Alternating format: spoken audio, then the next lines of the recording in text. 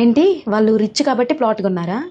కాదు, వాళ్ళు ప్లాట్ కొన్నారు కాబట్టి రిచ్ అయ్యారు. ప్రజెంట్ మంచి లైఫ్ స్టైల్ లీడ్ చేస్తూ ఫైనాన్షియల్గా స్టేబుల్గా ఉంటూ అండ్ ఒక రిచ్ లైఫ్ అనేది మెయింటైన్ చేస్తున్నా చూడండి.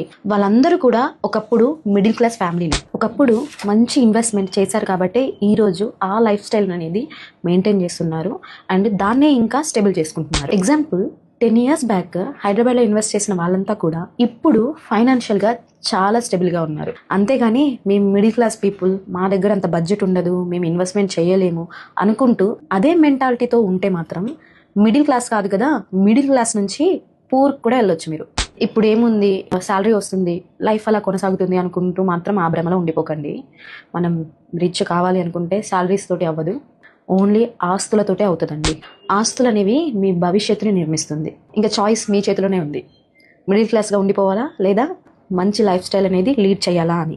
మీరు అనుకోవచ్చు, బడ్జెట్ లేకుండా మరి మేము ఎక్కడి నుంచి ఇన్వెస్ట్మెంట్ చేస్తాం మేడం అని చెప్పేసి.